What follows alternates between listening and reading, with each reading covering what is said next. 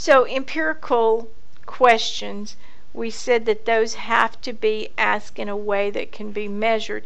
And according to Stanovich in your textbook on page 39, the operational definition removes the concept from the feelings and intuitions of a particular individual and allows it to be tested by anyone who can carry out the measurable operations.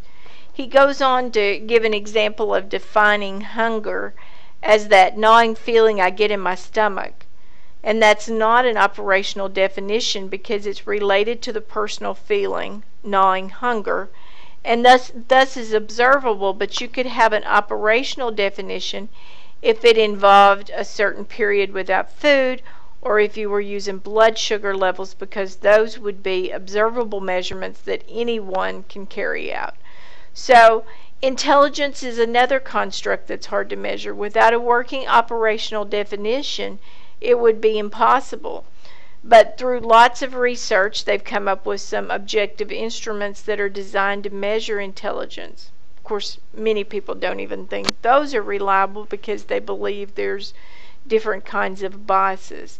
So you might think about some of the ways that we could measure happiness or levels of stress.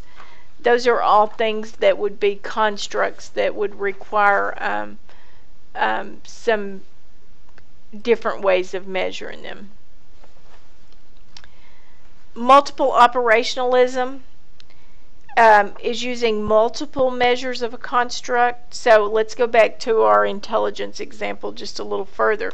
Suppose you were trying to read or decide what a good reader was. Just their ability to pronounce words wouldn't be enough, but being able to pronounce the words and understanding when to use a word in a sentence and probably several other indicators would be a better way to observe that. And so that would be multiple measures of a construct.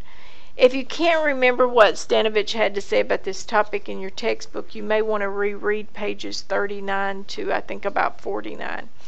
Converging operations occurs when the results of several different studies come up with the same conclusion, even though they use different methods and different operational definitions. So, according to Goodwin in 2013, he said, if several studies on the effects of hunger on maze learning reach the same conclusion, even though each used a different operational definition for hunger and for learning, then a confidence would be high that a lawful relationship between hunger and maze learning had been established. And how do we come up with our research ideas? There's several ways that we do that. Besides